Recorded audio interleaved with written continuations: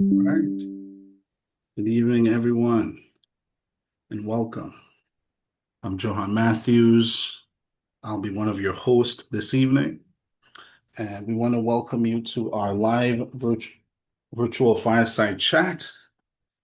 Got to plug in my device, actually, but it's very good to have you all here. Today, we're going to be reflecting on an article written in the Nonprofit Quarterly by my colleague Carolyn Etzberger and myself.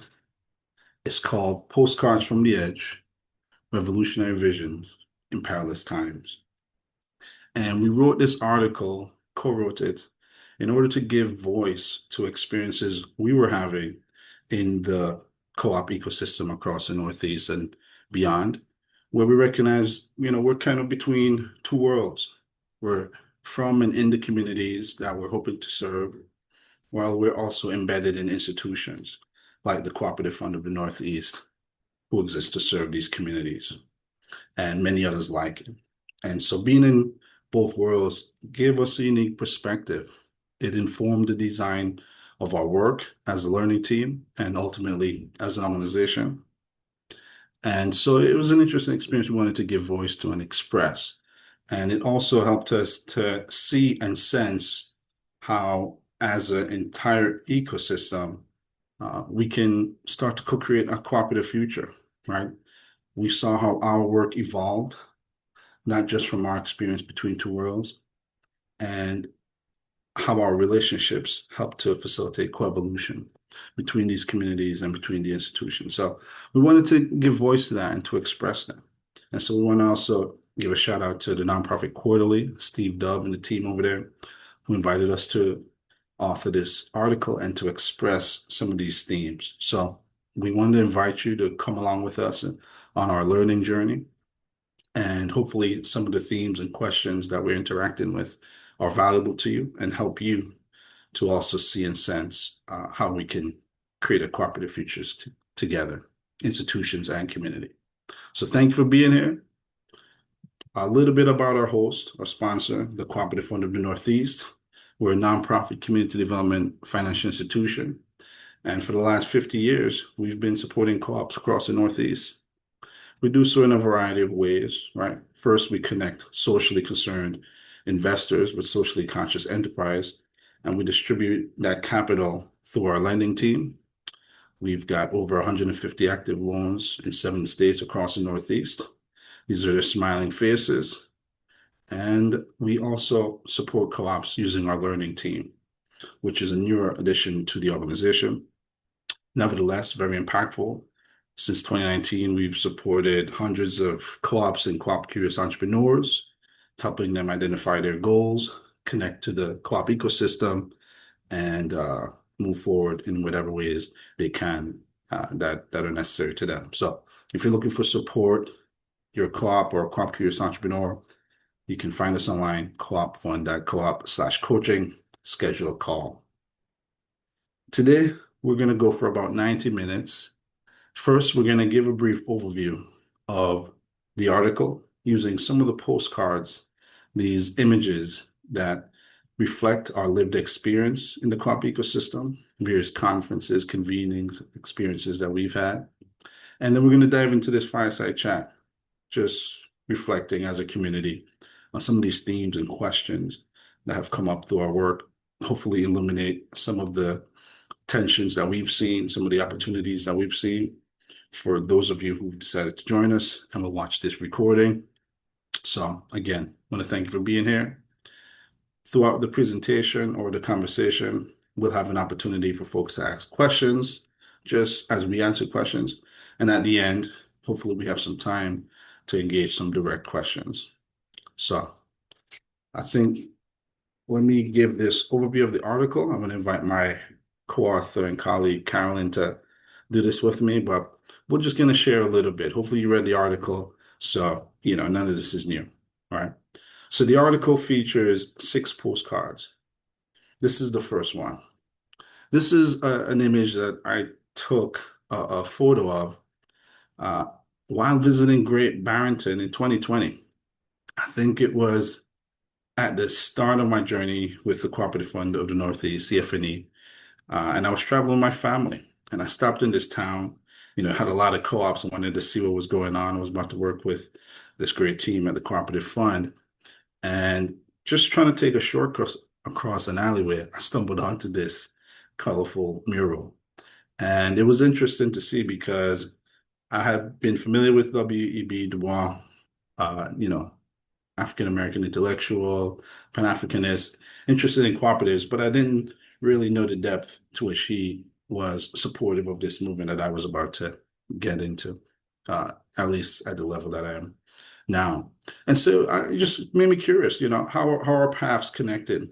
And earlier this year, when we were writing this article, thinking about the content, I stumbled across another article of his. It's called Worlds of Color, and he published it in spring 1925. So 100 years ago, to the point where we started to think about writing this.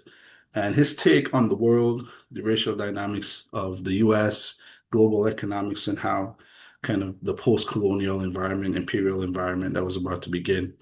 Um, well, I guess it was still colonial, how race was playing into that. So it inspired me and it let me know that there was a greater thread of history that I was a part of. And, it was a great way to start the article because there are a lot of parallels between 1925 and 2025 for some reason, right? The Roaring Twenties, just before the Great Depression and the New Deal, which at that time was an economic revolution, right? It changed the way the uh, status quo operated. It changed minds, it changed practices, and had an impact for decades. So I thought it was an interesting way to kind of start the article, and it was a powerful experience for me to encounter this randomly in the alleyway.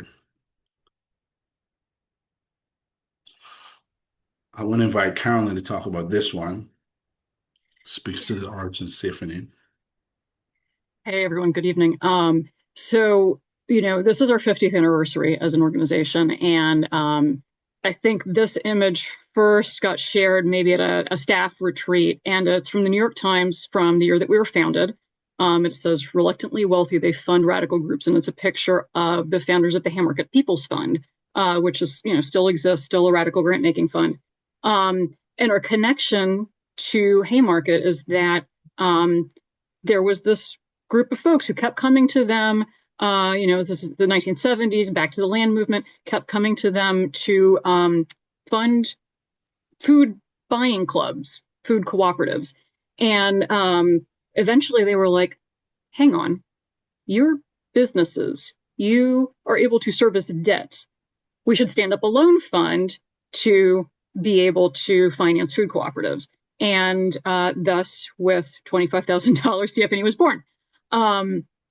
The other funny thing about this photo is in the middle there is George Pillsbury of the Pillsbury family. And one of the other sort of foundational stories about him is that when he was in college at Yale, he was volunteering with the Black Panther Party's lunch program. And he sort of names for himself, he says his first act of philanthropy was leaving $200 anonymously on the table at the Black Panther Party lunch program. And I just love that because I think that when I think about what are the ways that we're still connected to our roots, there is this way in which we know that the people closest to the work are the ones who know best how to deploy the capital. And I feel like that's sort of been a through line in us figuring out how to innovate our work as an institution and to sort of be one foot in the financial system with all of its problems and also one foot in community trying to figure out how do we really get money where it needs to be in the most just way possible. I'll pass it back to you, Johan. Yeah, I love this photo. It's classic and chill. So this next one, I took this photo in a car. You can kind of see the part of the car windshield actually. And I was in Atlanta. I was down there for the national conference on the Black Cooperative Agenda this summer, 2025. It had been maybe the third year in a series of conferences trying to identify what the Black Cooperative Agenda was and how do we as local leaders in that movement build institutions and enterprises that really speak to that. And this particular conference was a special one, right? It was kind of a culmination. It was called the Black Solidarity Movement Assembly. And it was really a space where we can collectively envision a future where the Black solidarity economy is activated and how to embody that, right? How we can actually embody that future vision. What are the values and those types of things. So it was an interesting experience for me because we're trying to stand up. Maybe it's a fourth wave, right? We've inherited multiple iterations of this movement, but in 2025, we're trying to stand up a movement given the context today. We're trying to build institutions like the National Association of Black Cooperators to respond to today's concerns for Black cooperators across the country. And it's a shaky process. It's not easy, right? You have to find your way. It's kind of like a babe learning to walk, right? Even though, again, we're inheritors of a grand legacy here. So, I love this picture because it made me really feel what's necessary to stand up a movement, right? There's kind of a young one with very determined eyes. It's got love in there, which is what I really think it takes in that internal context. You need to have love there, period. So I really thought this spoke to me and my experience working with that community to stand up new institutions and enterprise that can support a Black solidarity economy. All right. Carolyn, tell us a little bit about this one. I love this one. Yeah, so this is a little Nigella that grows in my garden, and I live on a totally paved lot. So this is growing in like 6 inches of dirt between my driveway and the sidewalk. And I started thinking about this because our garden's kind of a great example of coevolution. What can thrive there is what shows up and survives these really challenging urban conditions and really, crummy soil. And and at the same time, I've been tending it and I've been learning to understand it. And it's developed into a nice little circular system where pollinators show up and food and medicine grow out of this little, strip of dirt. And I think it's a nice metaphor for how Black and Indigenous and immigrant communities do thrive, that, we spread seeds and we restore the soils wherever we find ourselves and we create abundance out of crummy situations. Um, and the other pieces of this image is when I was working on the article, I was noodling on this idea of edges and how being bicultural, I occupy spaces in between, and how that's a really powerful position that can be threatening to the status quo, right? So in anthropology, we talk about how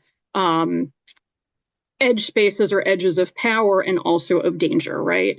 And at the same time, in permaculture, we learn this principle to use edges and value the marginal. So that's again acknowledging the power of those spaces. That's where the most biodiversity is. That's where the most resources are. So that principle really informs our work as a learning team as we're trying to kind of live at that rich edge between formal institutions and the communities that we call home, and allow them both to sort of inform each other. Yeah, I love that. All right. So this is the next postcard.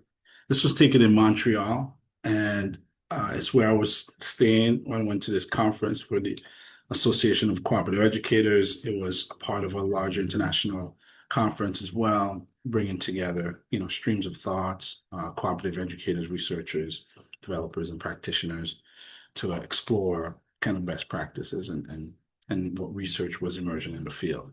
And so this was really interesting for me because, the conference itself was very rich.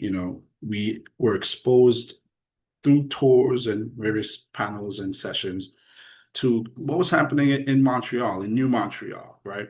Where the conditions for a solidarity economy or social innovation focused economy were very present, right? We had groups who had started to create some of the largest circular economy experiments in the world, right? Large cooperatively operated entities There were a lot of incentives for co-ops, worker-owned businesses, or nonprofits that were democratically managed to get contracts from the city. And there was a lot of work around solidarity, economy, and social innovation that was being supported. And at the same time, I'm right across from the Montreal Stock Exchange. So I'm seeing this new world coming into form, right? These enterprises, young people really taking initiative to create interesting things that embody the cooperative movement and the solidarity economy. And I'm right across from the stock exchange, right? That kind of institution of capitalism, and it's crumbling, right? It's disheveled, it's got some construction, and it put me in the frame of mind to say, the new world is emerging and it's shaky, right? My experiences with Black, Indigenous communities trying to stand things up, it's not so steady the entire time, right? It takes a lot of work to make it stand up. Yet the old world was crumbling, right? The world that centered and was reliant exclusively on capital and the, accumulation of capital, that is crumbling. And I think we're seeing that in lots of ways, right? And these two worlds come together, of course, as do many other aspects of this work. But it was really inspirational to be put in this juxtaposition of seeing what is emerging in Montreal and across the world at that conference there and seeing this whole world crumble. So it really made me think about, how we support this work, what are the conditions that are necessary for creating a solidarity enterprise and economy. This is our final postcard. Love this one. Carolyn, anything? What would you Yeah. say? Yeah. So, okay, if the old world is crumbling, what's the alternative? And I think we would argue it is us. So this is our first crop of co-op navigator fellows, and we'll probably talk about that program in more detail in a little bit. But um, you know, these are the folks who can build the solutions. Together, we have the wisdom and the creativity and the care to build a more just economy. And from a CDFI frame, CDFIs were founded to basically respond to a market failure of banks not getting capital to low income and marginalized communities. And so, they're starting with this idea of there's a lack and that our place is to kind of come in and fill it. And yes, it's important what we do. And CDFIs have accomplished a lot, and we still are. And at the same time, as a cooperative fund specifically, we know that cooperatives start from an asset-based frame. So we say we are coming together voluntarily to solve our shared needs, and each of us has something to contribute. And then we'll figure out how to leverage that for the capital or the other outside resources that we need. But what it starts with is, this is kind of the image of the care and the unity and the humanness and the spark that allows us to create solutions. Yeah, we agree. We've got a lot of folks who are part of our Co-op Navigator fellowship here in this picture, and I agree, right? These are the radical groups that second picture with the Haymarket Fund talked about, right? The radical groups. So I loved it, right? Local leaders across the Northeast trying to create cooperative enterprise or solidarity economy enterprises to respond to the actual issues that their communities are facing, right? Those folks with that embodied knowledge who are of that community and in it, and us who are in both worlds and in institutions. So I think, this wrapped up the article and brought home what we believe is, a revolutionary vision, a vision of change for our economy and the way we meet our needs and the needs of our home. So, just to reiterate, we wrote this article to give voices experience that we've had and to kind of unearth some of the themes that we've been encountering. And ultimately, a quote in the article says a lot of what we're trying to say. We believe in the power of self-determination, community ownership, and democratized capital to regenerate the soils of emerging economies across the Northeast, once laid barren by capitalism or capitalistic impulses. So hopefully we convey that. Hopefully we can take the conversation to the next level. I'm going to stop sharing my screen and give us a chance to introduce ourselves. I'm joined by two others, in addition to Carolyn, Mika Giuseppe, our executive director here at the Cooperative Fund of the Northeast, and Steph Wiley of Brooklyn Packers, co-founder, legendary cooperator, good friend. So I want to invite you guys to introduce yourselves. Just I'll go first, where you're based, your role, and the answer to this question, are we on the edge of an economic revolution? Right? That's the central claim in the article. And so Johan Matthews, Ecosystem Strategy Manager here at the Cooperative Fund of the Northeast. I'm a member of the learning team, and I'm in Schenectady, New York, upstate New York. I feel as though we are on the edge of an economic revolution. However, despite all of the media circus and all of the visibility of it, I believe in what Gil Scott Heron said, which is the revolution will not be televised. And that just means that the first change happens in the mind. And no one will see that change happen. It's going to be happening in minds across the country who are witnessing all the insanity that we're witnessing.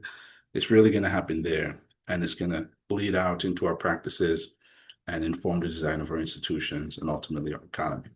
So I see the minds changing. I see it everywhere. I see it in my community. I see it in all the communities I go to. And it might be a recurring theme, right? We might be coming back to something, a remembering. Lots of places it's a great remembering. And for many people, it's coming into a new way of organizing our economy and meeting our personal needs and the needs of our home. So yeah, that's my thought. We are in there. There's a big thing happening out there in the world, but I think most of it is happening in here and it's not very visible unless we express it and give voice to it. So that's my take. I'll invite Mika, and we can just kind of do a circle. Sounds good. Thanks so much, Johan. It's really good to be here with you all. Thanks for coming out tonight. Mika Giuseppe, I'm Executive Director of the Cooperative Fund of the Northeast. I started out as a borrower back in 2005 and made my way up. I am based right outside of Boston in Watertown, Mass. So the question of are we on the edge of an economic revolution? In some ways, I think we're in the midst of an economic revolution. Certainly, when you think about the tech side of things, thinking about AI, thinking about the loss of middle skill, middle income jobs, growing isolation in our communities. Revolutions aren't always positive. So what I'm really interested in is how communities are contributing to resisting and are coping with this economic revolution and the role that cooperatives can play in that. I will pass the mic to Steph. Thanks, Mika. Thanks, Johan, Carolyn. Steph Wiley, co-founder and co-owner at Brooklyn Packers. We are a work-owned food distribution cooperative in Bed-Stuy, Brooklyn, New York. I am between Brooklyn and Poughkeepsie, New York. And yeah, I think we are in the midst of an economic revolution. I see it in different ways. You see it in the solidarity economy, kind of like broadly.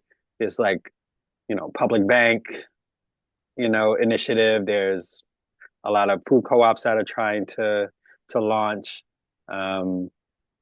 There's there's all types of like coalitions building around the solidarity economy generally.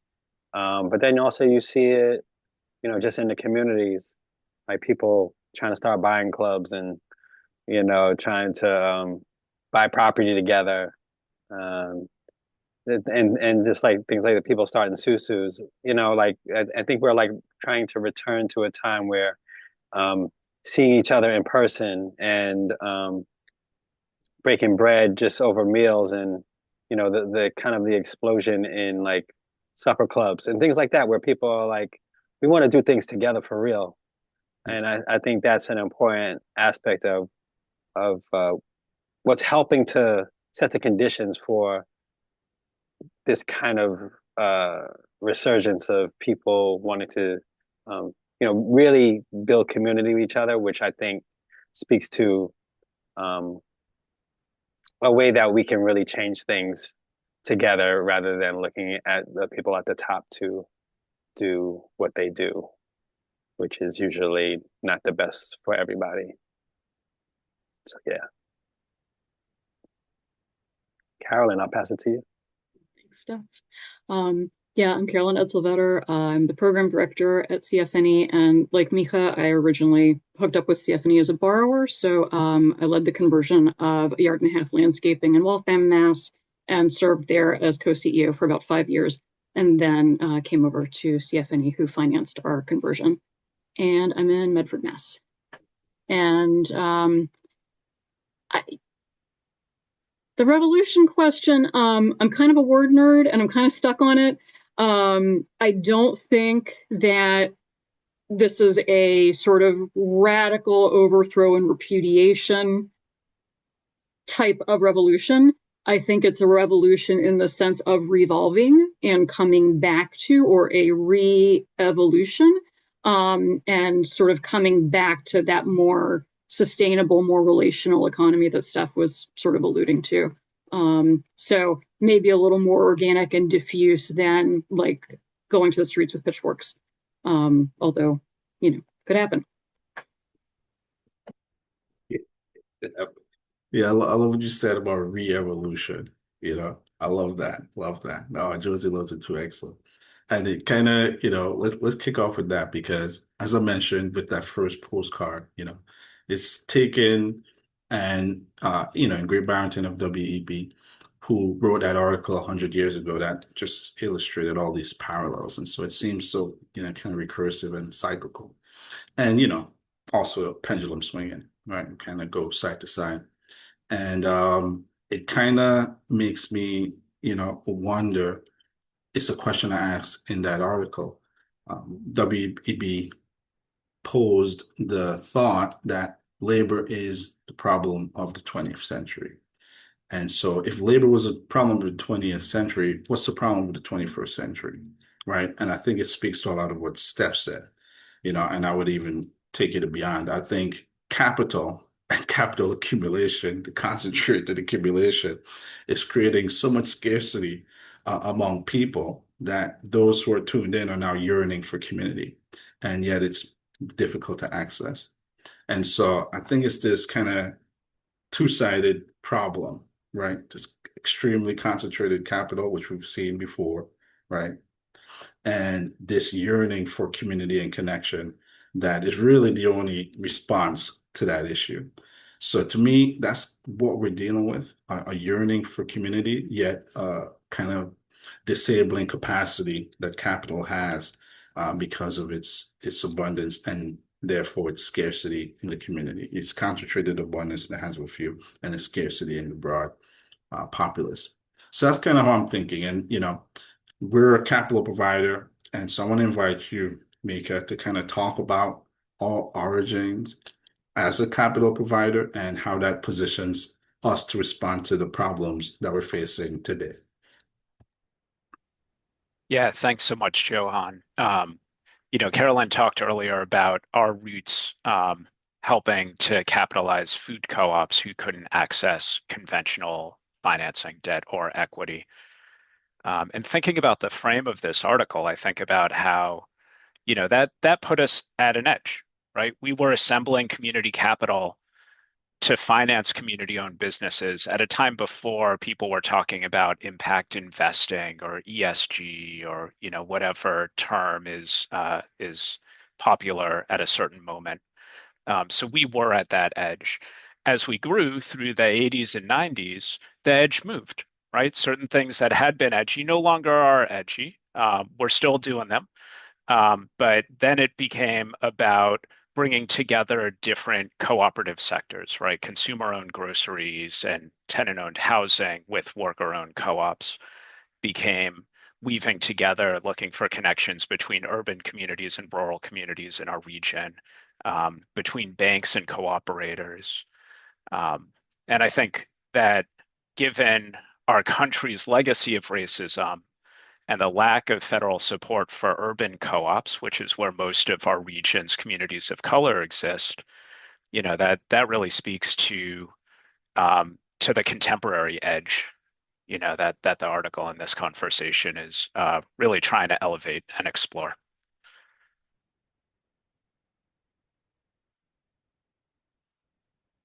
I'm wondering if should I be passing the mic?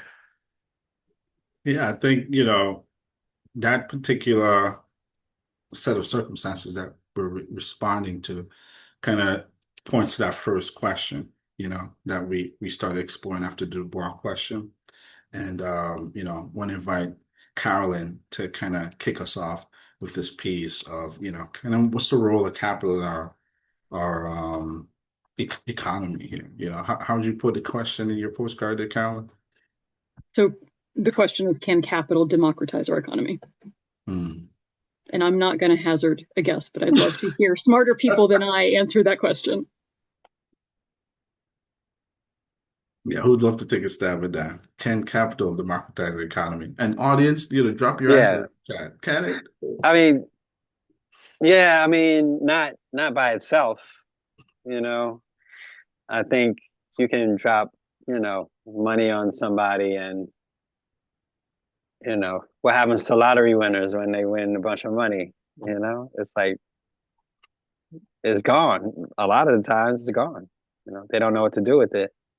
But I think if you can spread out capital and give people some education about like what it does and what it doesn't, and what it is and what it isn't, I think if you can set the conditions for people to be able to receive capital, and what in their lives, through their work, or through other means, I think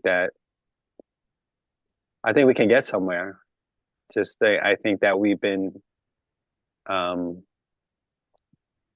largely as a community of colors or marginalized communities, that we don't know what to do with something that we've never had really, in abundance.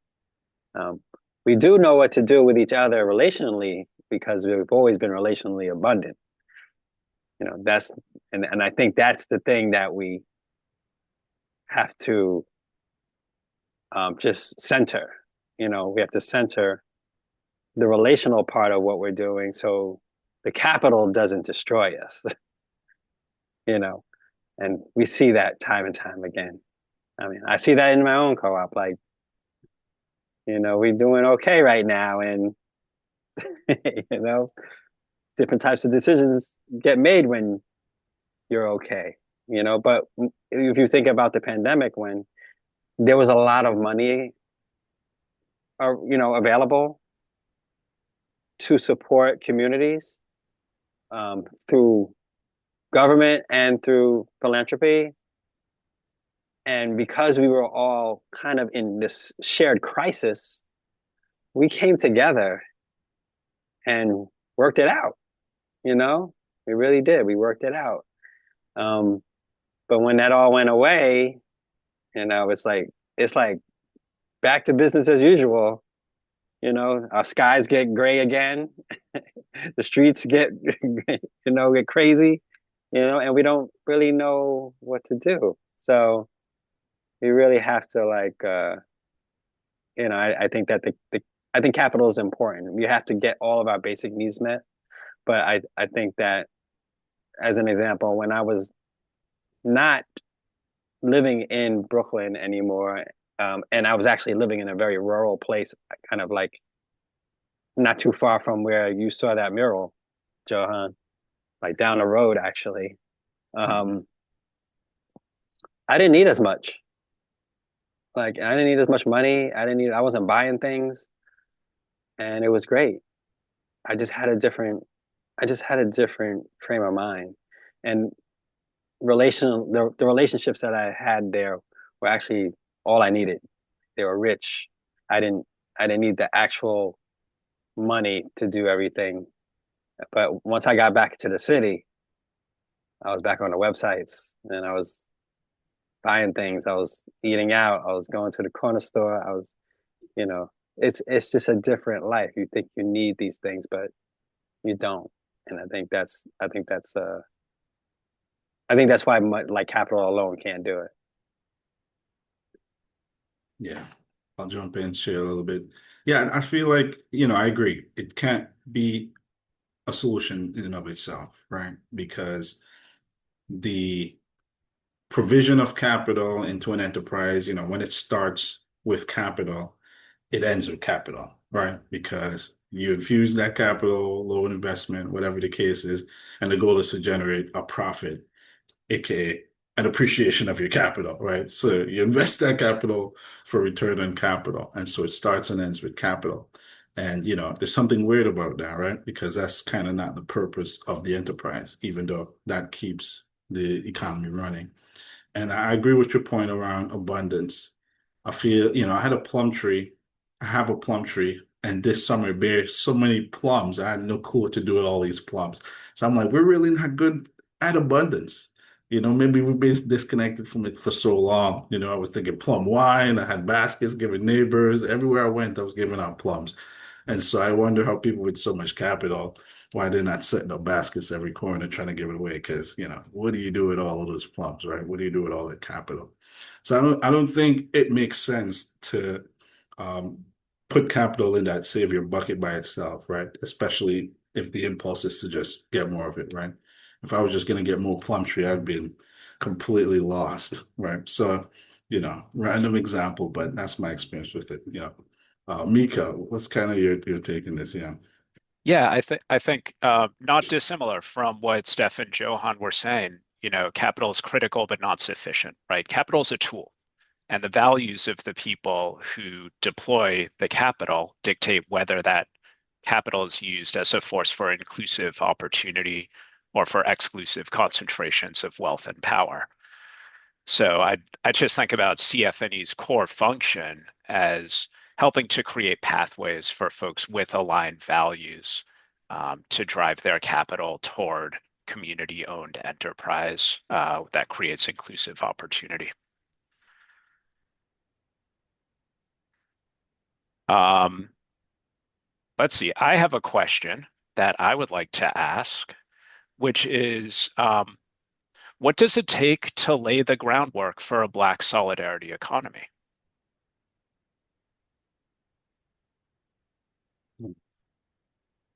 Yeah, I'll start. I think, my experience supporting Black cooperators in the Northeast and my experiences supporting the standing up of the National Association of Black Cooperators kind of, it's taught me that you need a lot more than knowledge, skills, willingness, right? Uh, just like that image I used, to get a little bit um, less concrete. I think it takes love within the context, meaning the C factor that we referenced in the article, Luis Milaro, you know, it's that productive force of unity. It's solidarity embodied. It's a base of trust that creates momentum and productivity within folks who may not have other resources at that time. And I feel like that C factor, it embodies a sense of love among that group, mutual trust. We have something in common. It requires a sense of faith in the common goal, right? We have to overcome issues and believe in the righteousness of our struggle.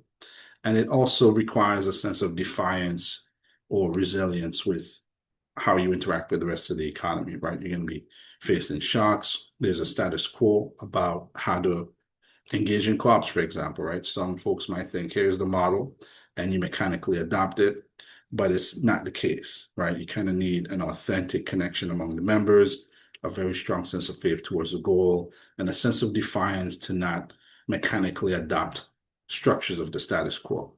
So that's what I found, and it's not easy. People even have to practice defiance within the community to say that's actually not going to get us where we need to go, and leverage their presence. So it takes a lot of internal love and defiance. That's what I would say, to use kind of lighter words. But You do need the skills, you do need the capital, but it really starts with the C factor, that solidarity force embodied, that productivity that comes when people share a common goal and are willing to work with each other in community. Steph, Yeah, you've been in again. What do you think? Yeah. thanks. I mean, I think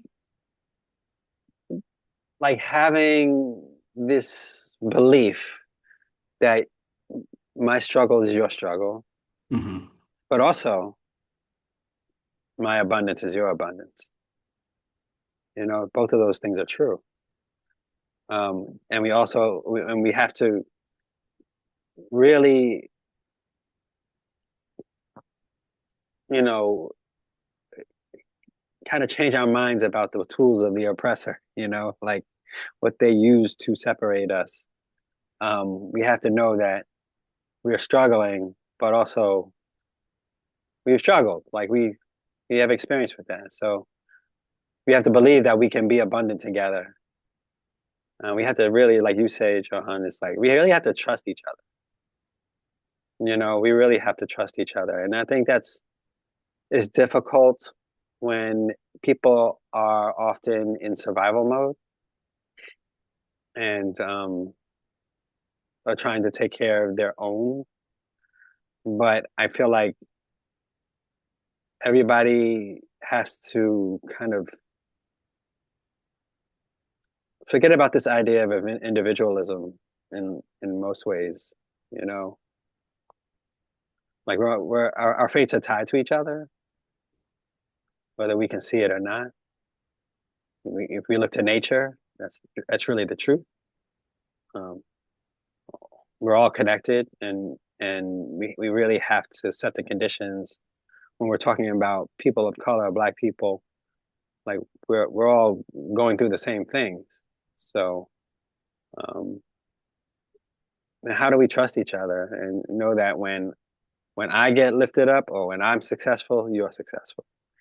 If a little kid in Harlem or the Brooklyn or the Bronx can look at me and say, "Oh, I see somebody out here doing this. I didn't know that. Well, I don't even know what that is. I didn't know that was possible." We have to have examples, we have to have models, and we have to have trust, and we have to have education. We have to set the conditions for people to believe that this can be. And so we have to be the models of success um, for our people, you know. And I think that, people having access to the education and the capital, all those things together, I think that's what lays the groundwork um, for the trust.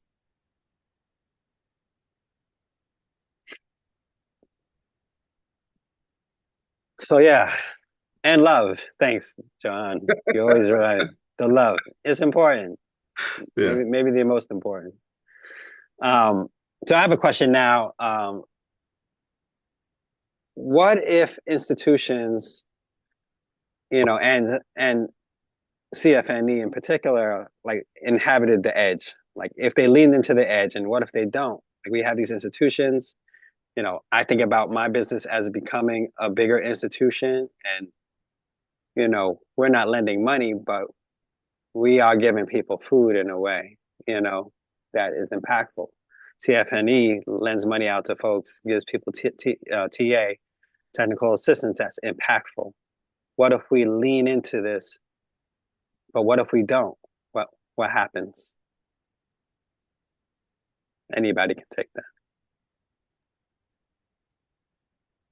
Yeah, I can start. I mean, for me, it's really about relevance, right? Living at the edge, you can see what's coming forward uh, as far as relevance.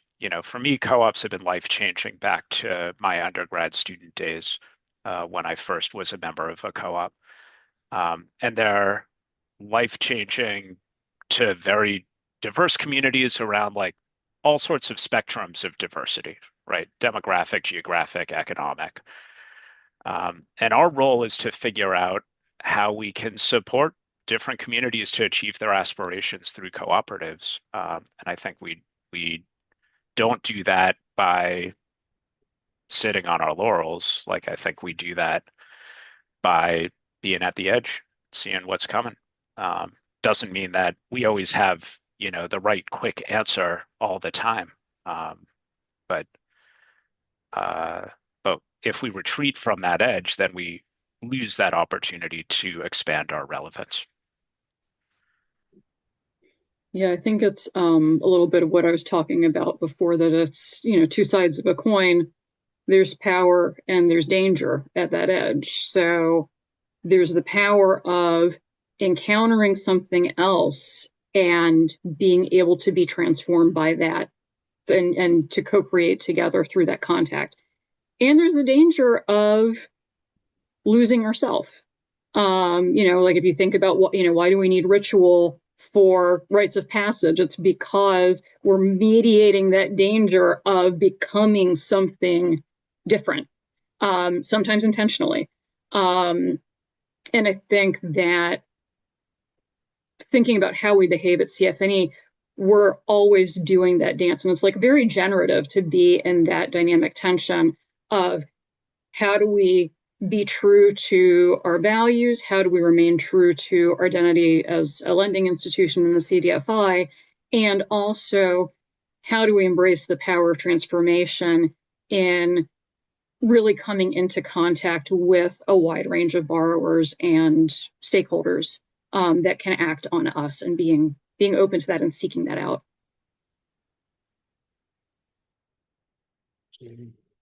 And yeah, I can share a little bit more too. I think, we've referenced this concept of coevolution, right? Evolving with alongside. And I think I've seen it as our work has unfolded, right? The learning team, coming from Carolyn, Johan, and the rest of the team, evolving its practice, thinking of how to move from just targeted TA to supporting ecosystems, creating the conditions for co-ops to engage. And that really came about, our perspective, our formulation of how to approach this work, because we were in community with some of the, local leaders and homegrown institutions and co-ops. And I think that intimacy of just being in interaction with each other allowed so much to happen. It allowed the Co-op Navigator Fellowship to happen, which Steph is a member of, right? This 3-year fellowship program that really could not have happened without trust. And how are you going to have trust without that interaction, right? So I think leaning into the edge brings you into intimacy with those you serve, those who feel relegated to the edge, perhaps, and can expand from there because we're interacting. And so for each initiative that we take on, it's now informed by the community. Each enterprise the community create now informed by their interaction with us. And each generation, we're improving and incorporating elements that help us to evolve and make a greater impact. So I think it just allows us to co-evolve, allows the institutions and kind of what's happening in the community, the homegrown institutions and enterprises, to, with each attempt, to improve. And that improvement is linked with the improvements in the institution. So, to me, I think that concept is key. I think as institutions, we need to think about how we're evolving alongside the communities we're serving. And communities also need to recognize, okay, things are changing. How do we adapt, right? Not necessarily adopt, again, these mechanical models, but how are we responsive to our needs and aspirations given the context? And because we've interacted with existing institutions, incumbent institutions, how does that inform our practice? So, I'll leave it at that. And what happens if you don't? What happens if institutions don't lean into the edge? Anyone, any thoughts Yeah. there? Yeah, I mean, my co-op is going through this, we have this we work out of this building in Bed-Stuy, Brooklyn. If you know Bed-Stuy, it's really, really expensive and becoming more expensive by the day. So we're this small business in this building. We have a really great relationship with our landlord, and we have way below market rent. We couldn't sell vegetables and pay high rent and survive. So, we've been blessed. But now we have this opportunity to buy this building. Our landlord is like, I want to sell you this building. And we're like, all right, we're going to buy it. We are, because who who gets this opportunity? We're going to figure it out, you know. So um, as we are this kind of like 7-person team that is pretty successful at what we do. We've been around for 10 years though, you know, and I would say there's not a lot of examples of Black owned and Black run co-ops in anywhere that does, like, worker owned, that do what we do, especially. And, I feel like we have to kind of, as we become this bigger kind of like institution, as we build this, we call ourselves a micro food hub in Bed-Stuy. We move a lot of food in this small space, but we're in the hood. We are, you know, we're like between different NYCHA houses, we're in the hood still. So it's getting nice. It's being gentrified, but it's still the hood. And we buy this building and we are maybe looked at differently. We become this like business, this institution that is, you know, maybe contributing to gentrification in its own way, Um, so I look at that as what we look like to the community. Like, how are we still an institution that serves the community? Because we do serve the community, but also as members of a co-op that is successful, how are we not falling into the trappings of capitalism? You know, like, how, as we make more money as a business, how are we not just out there spending money wildly and paying ourselves a lot of money, more money than most people get, So I feel like, there has to be this, it's like, if we don't do it, then we're going to go the ways of capitalism. That's what happens if we don't mind ourselves, if we don't embed cooperative values for real into our business, we're going to get lost. And so we have to be really careful. There's like a pivotal moment for us. We have to be careful. We have to really do like a rites of passage. I think about that's really great, Carolyn, and really thank you, Steve, for highlighting that.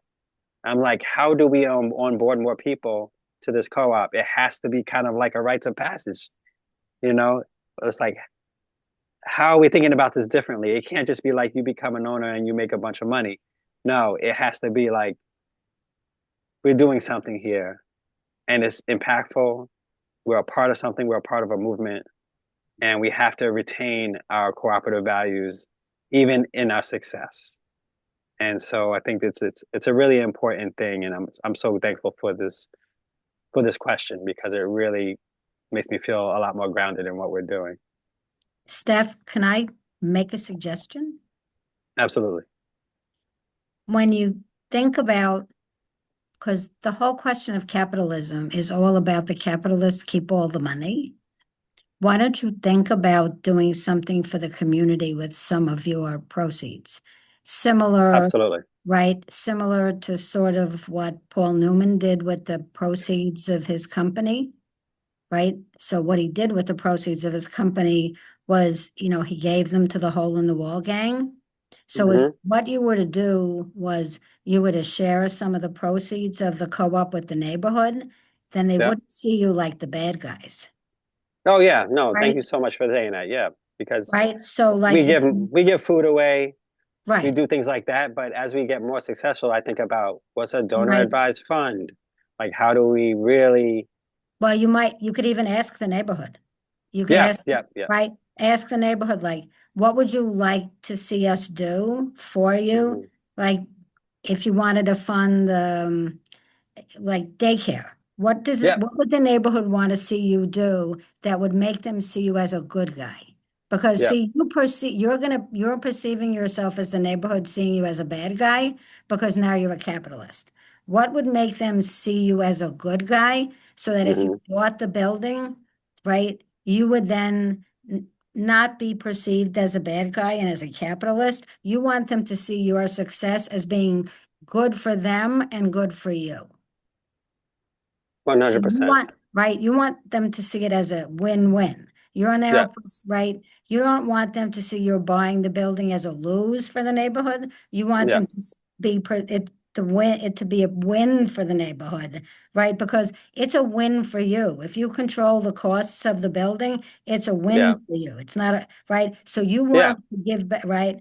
It's just a suggestion on my part because I'm listening to you going, why should your success be bad for the neighborhood? But you have to convince them that it's good for them. So ask 100%, them, 100%. right? So ask them, like, how, what can I do for you? How can I help you in the neighborhood? And how can I make my success? How can this be a win for me, for us as the co-op? And how can I make it a win for the neighborhood? Yep. So I Those are hope you definitely some don't. ideas. Yeah, Okay. no, absolutely. We definitely have some, even as we prepare to buy the building, we are involving the neighborhood. Okay. And some of those things that you're talking about, we are actually absolutely doing. We don't want to be perceived by the neighborhood as bad. We've been there for 3 or 4 years now, so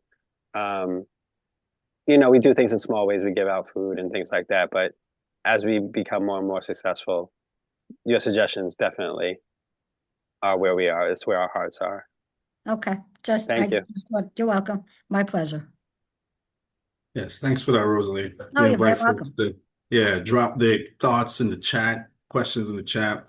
We'll have some time at the end to really get, direct responses going. But, Rosalia's comment made me think, of another reason why we need to lean into the edge before we move on, which is that most folks are on the edge looking in, right? In terms of this co-op movement. A lot of folks, if they're lucky enough, maybe there's a food co-op in their community, they don't even know what a co-op is, right? They're on the outside of this movement looking in. And if we don't go to the edge, they'll never get the invitation, right? And so, I think that's another powerful reason for institutions to go to the edge and invite folks who are on the edge, who are on the periphery, to come closer, right? We know there's so much happening again in the Black community with cooperation, but maybe your community, you haven't seen it. So you think Black people don't do co-ops, but there's a rich movement there, right? There's a rich movement in the indigenous communities, in the immigrant communities. So how do we move from the edges of each other's vision from the periphery into the center? Because unless we do that, we do not have that trust, that authentic solidarity to do the things we need to do to create a cooperative future, right? Again, just to reference a C factor, one of the most, what allows groups to be successful more often than not is previous experiences in community, right? So if we don't have that, we don't have authentic solidarity, and we don't have that ground material, that authentic solidarity to take on new projects and keep moving forward together, right? So we see a lot of inauthentic solidarity, people who don't know each other, never tried anything, come together before, but you really need that base, and it starts with going to the edge. So thanks for that. All right, let's keep rocking. Yeah, Johan, I want to pause on what you said there because I think particularly, from the pandemic forward, we've been really questioning what's the role of mutual aid and solidarity economy at the very grassroots level relative to cooperatives. And I think the C factor is such a big part of it because is a mutual aid group going to come and ask CFNE for money? Probably not. They may not have any interest or need to officially incorporate in any way, but people are learning how to be together and cooperate lower C through the participation in whatever form of mutual aid they're practicing, and that's going to make it both normalizes cooperation at the community level of people seeing successful examples of people coming together to meet their needs and solve their problems, and also gives them that kind of conflict tolerance and kind of resilience of working together and like having to make compromises and everything not being fair all the time. And I think that that's just as much part of the fertile ground for starting cooperatives as having the availability of capital or having a good cooperative statute. I'll get off my soapbox now and turn it back and say, so do you need capital to start a co-op? And if so, where does the money come from?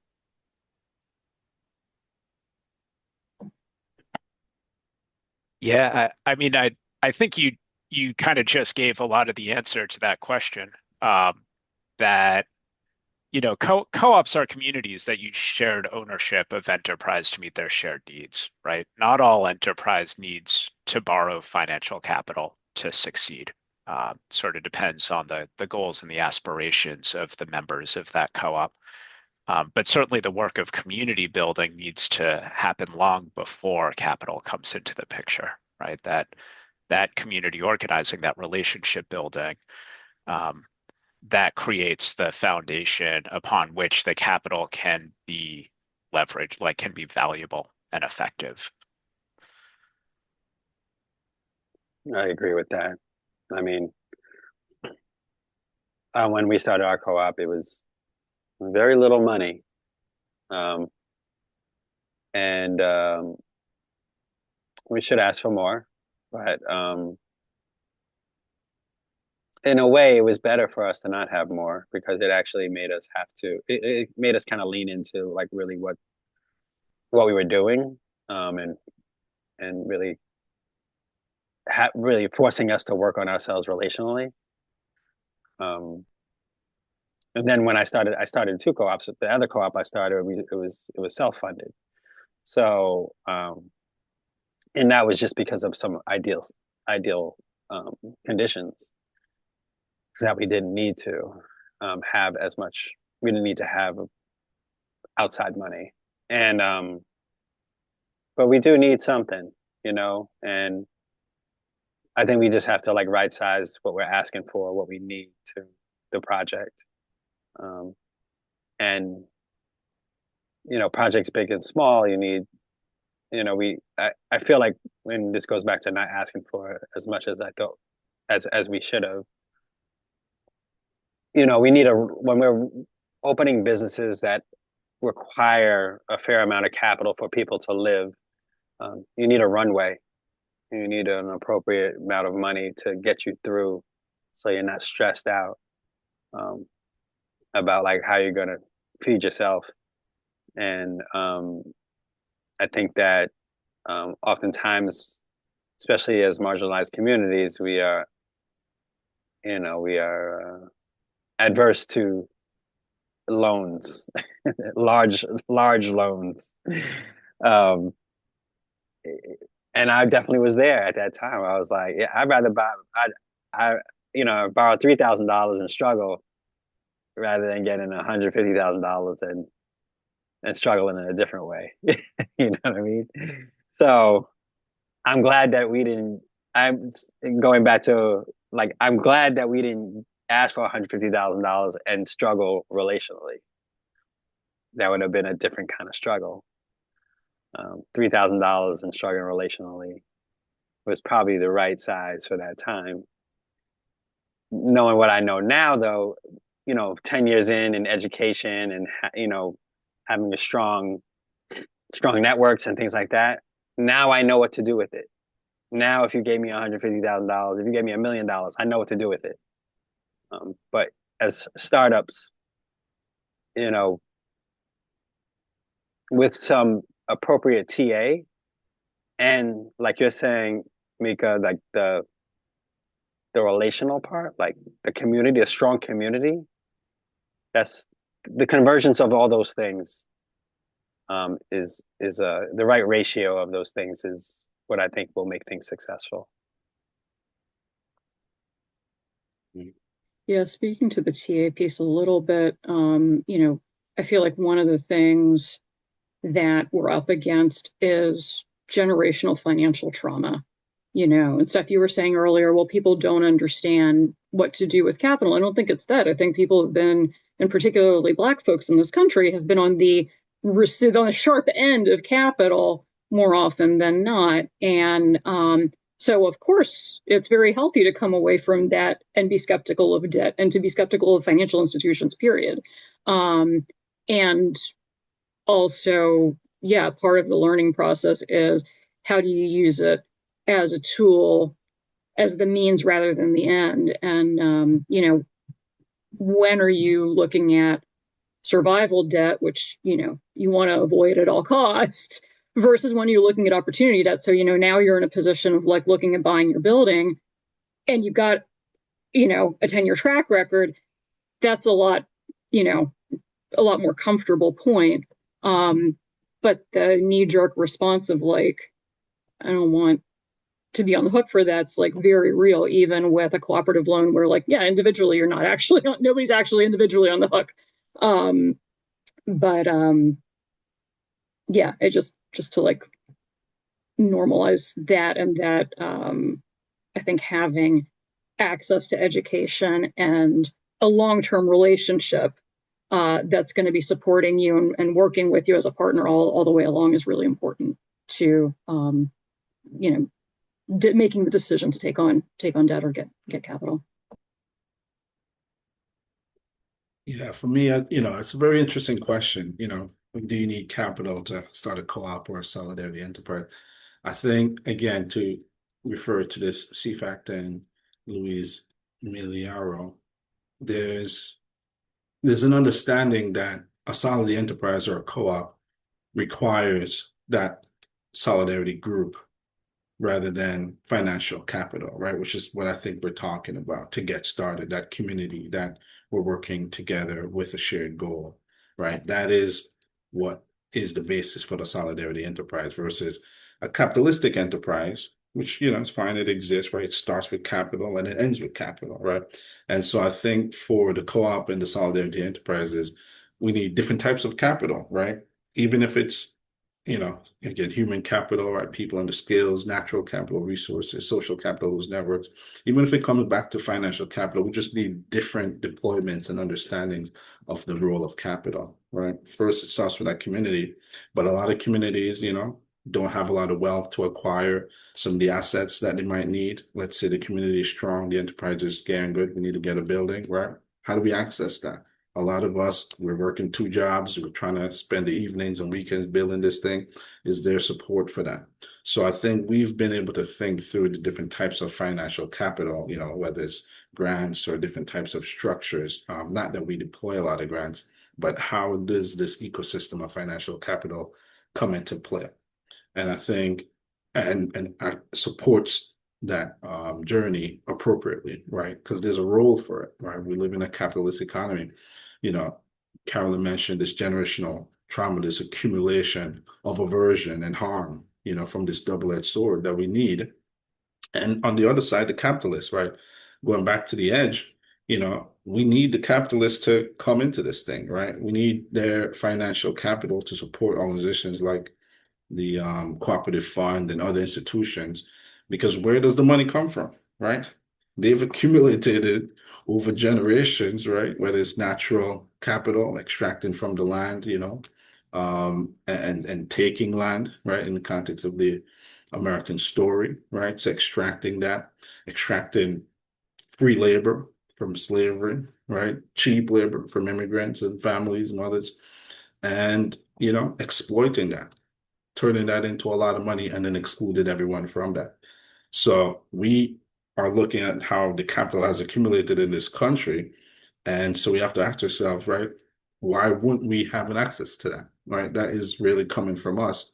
And ultimately, if you take that story away, you just look at today, we're still dealing with what are the depositories, where does the money come from, right? The institutions, government or semi-government, those are taxpayers, right? Or if it's a foundation that has, an endowment or donors, where do they get their money from? Customers who pay to access the services and goods every day. So all the money today is coming from taxpayers and customers, right? Ultimately. And historically, it's accumulated from the extraction of our natural environment, our labor, the exploitation of that value, and the hoarding of that value. So, yeah, I think they have a role to play. But I do agree that the solidarity enterprise or the co-op needs that solidarity to begin with. And we need to be responsible and effective with how we integrate capital throughout their journey. So I love that. And it kind of brings us to our closing question here. A lot of investors, let's say capitalists, we've been talking down on them, but we want them at the table. They're trying to find their role in this story, right? And so, there's a book that we reference, a social justice investor, and it states that 63%, and I've seen higher numbers than this, of investors are looking for impact, right? And half of them, 50%, don't know where to find it. So how do we bring these worlds together, right? Again, institutions, capital or otherwise, and the communities, local leaders, and homegrown institutions. And, I want to kind of kick that to you, Mika, and then we can kind of all think about how do we bring this picture together, and bring people into the edge between two worlds, right? How do we invite folks in, or where can those who are investors seeking impact find it, right? What is our ask to that community on the edge there? Mika? Yeah, thanks, Johan. I think how investors participate in this work is going to depend on the risk tolerance and the needs of those investors, right? But there's a place for all investors in this work. And so for investors that don't need their principal back, right, you can donate to us. We have an active annual appeal happening right now. I think there's a possibility that a link to that might get dropped in the chat. You can also donate to a lot of our partners with whom we can't do this work, without we need our partners to do this work. If you need your principal back, but you don't need market rate interest, then you can invest that in our fund, and then we can relend that out to some of the 150 cooperatives that we're currently financing, and there are some other community loan funds that are focused on cooperatives you can invest in as well. And if you do need market returns, then there are some other funds out there that are doing some other work elsewhere on the employee ownership spectrum, a little more private equity mirrored. So, there's a lot more risk in that. But there's a place in our world for every dollar that's out there. So give it some thought, reach out. We're happy to talk with you about that. I extend that to anyone else, kind of what's your call to action to anyone on the edge, whether capitalist, investor, local leaders, what would you guys want to say or invite as we close out this piece? I mean, I would think that the people on the front lines are the people who know. That's what I would offer. Like, we know what we're doing. We're the ones that are doing the work. A lot of times, if you want to find someone to help, you just have to ask the right people. You have to ask the people on the front lines. Yeah, I agree. And I'll double down on that. I feel like, my role in CFNE, as someone active in my community, trying to solve some of these problems and joining the team and, having that perspective to allow us to expand our boundaries and to lean into the edge more, right? So, hire folks like Johan and, and allow yourself to expand beyond where you've been. I think we all have to recognize there's a role for folks in the communities and the institutions and vice versa. Anything to add, Carolyn, before we shift into audience Q&A? I'm hungry for Q&A. Excellent. All right. So, we hope you all read the article and continue this conversation with us. But now is your chance. We've got about 10 minutes. If anyone has any direct questions, let's explore. Maybe something is still on your mind or you want to hear more about a particular topic. No rush. You can think.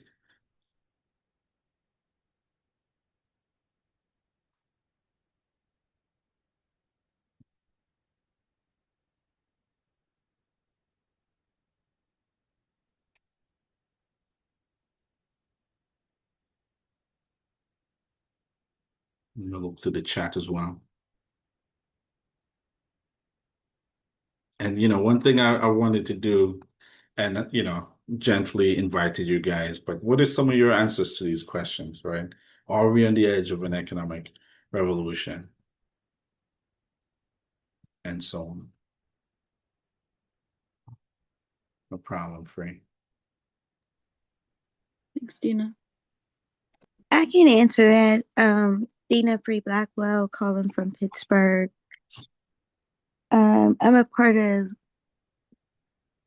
several moving parts in this cooperative, what we're calling now the fourth wave. And everything that everyone has said tonight just affirms that we're all headed towards the same North Star, the same purpose. And also for me, it's been generations upon generations, at least for African Americans, that we've done cooperative work, right? We just didn't call it cooperative.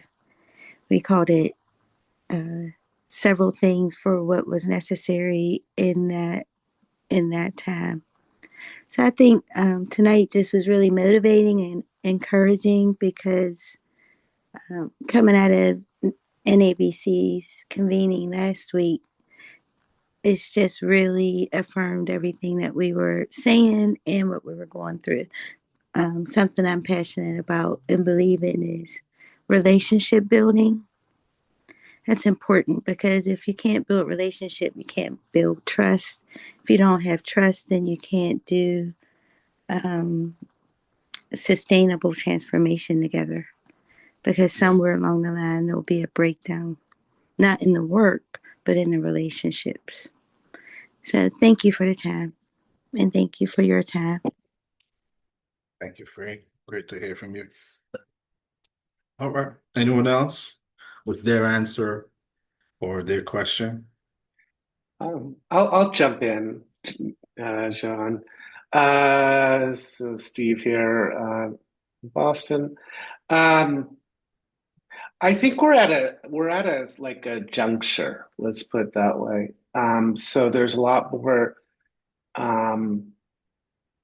in some ways, I think this period of time is fairly similar to the 1930s, and unfortunately, I think that may include um, a coming stock market crash. Who will see? But I look at the numbers and the values and the AI bubble, and it's kind of scary.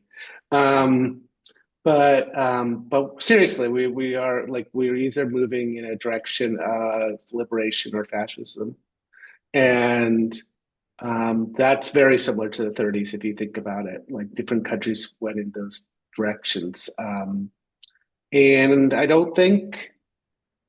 I think more and more people, like I was at the NASCO conference. I didn't make it to NABC, but I was at the NASCO conference this last weekend, and you have Emily Quijano speaking about the solidarity economy as their keynote, right? That wouldn't have happened 15 years ago.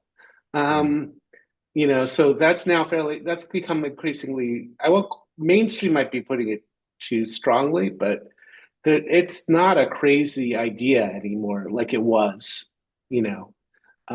So the range of options is expanded in both the good way and perhaps the bad, certainly bad ways too. But and I think more and more people are recognizing that the status quo just isn't an option. There's still a majority who think it is, but it's an increasingly smaller number of folks who are. So I think so that it's danger and opportunity at the same time. But that's I think really the situation that we face. That's just my take on it. Yeah, I agree. Thanks, Steve. Steve gave us a lot of support as an editor over at NPQ. So appreciate you making the invitation and making the event. Yeah, I was curious how you're going to build on the article. So that's part of what brought me here, to be honest. Excellent. Excellent. All right. Maybe we have time for one more question if anyone is so bold to have an answer or even a question. Yeah, sorry about that, Misha. I realized that I was using jargon there. helped you out.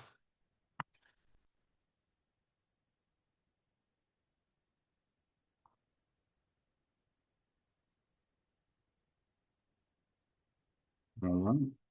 Well, we welcome any follow-up questions over email or anything else. And I'm gonna share a few resources for folks who want to continue to support this work.